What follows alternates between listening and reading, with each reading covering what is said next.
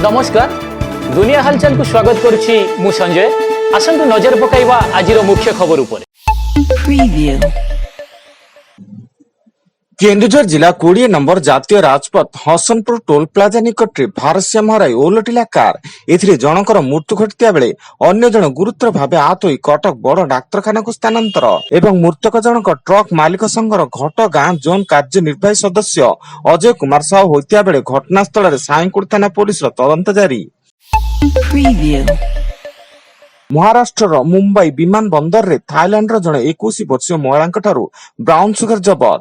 DRI ପକ୍ଷରୁ ଉକ୍ତ ମହିଳାଙ୍କୁ କୋକେନ୍ ଚୋରାଚାଲାଣ କରୁଥିବା ଅଭିଯୋଗରେ ଗିରଫ କରାଯାଇଥିବା ବେଳେ ଜବତ କୋକେନ୍ର ଆନୁମାନିକ ମୂଲ୍ୟ ପ୍ରାୟ 40 କୋଟି ଟଙ୍କା ହେବ ବୋଲି ସୂଚନା।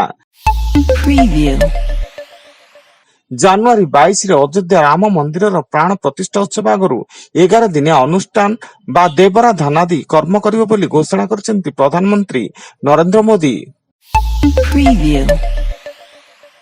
म्युनिसिपालिटी चाकरी दुर्नीति जड़ित थिबा मामलाରେ ଆଜି ଇଡିର ଏକ ଟିମ୍ ପଶ୍ଚିମବଙ୍ଗର କେତେକ ସ୍ଥାନରେ ଚଢ଼ଉ ଆରମ୍ଭ କରିଛି। ପଶ୍ଚିମବଙ୍ଗ ଅଗ୍ନିଶମ ସେବା ମନ୍ତ୍ରୀ ସୁଜିତ ବୋଷଙ୍କ ଦୁଇଟି ଘର, ତୃଣମୂଳ କଂଗ୍ରେସ ବିଧାୟକ ତାପସ ରାୟଙ୍କର ଗୋଟିଏ ଓ ମ୍ୟୁନିସିପାଲିଟିର ଜଣେ ପୂର୍ବତନ ଉପାଧ୍ୟକ୍ଷଙ୍କର ଗୋଟିଏ ଘରେ ତଲାସ ଜାରି ରହିଛି।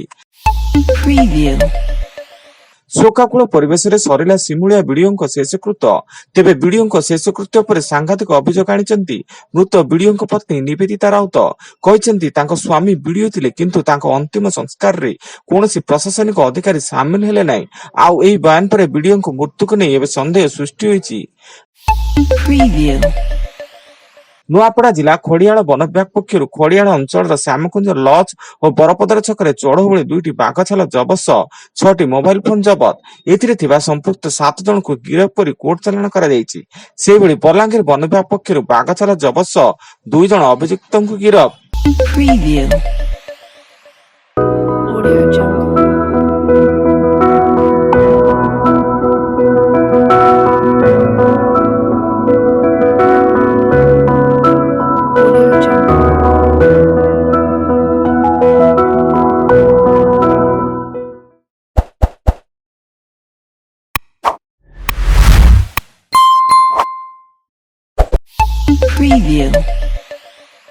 बालेश्वर जिला नीलगिरी थाना पोड़ाशाला निकट सिटी हाईस्कूल पोड़िया रास्ता कड़े एक शिशुकन्यार मृतदेह उद्धार। कई जन्मदात्री मां शिशुकन्या को जन्म देवा पर रास्ता कड़े फिंगी देवा जो शिशुकन्यार जीवन जाइतिबा चर्चा करबा सह एभली घटना को अंचलवासी निंदा करिसेंती।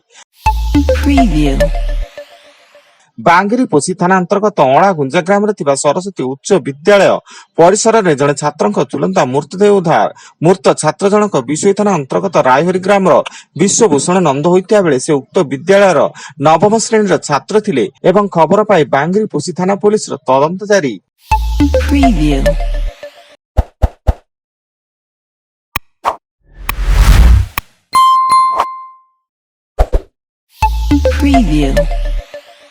पुरी जिला कणास ब्लॉक खंडहता गांव में डायरिया आतंक। एथिरे जड़े महिला मृत्यु घटिया बेले 13 रु अधिक लोक चिकित्साधीन अछंती। ग्राम में पानीय जल जोगाण व्यवस्था नथिया बेले गां पोखरी दूषित जल पीवा जोगु संक्रमण बढ़ुवा आशंका करा जाउची।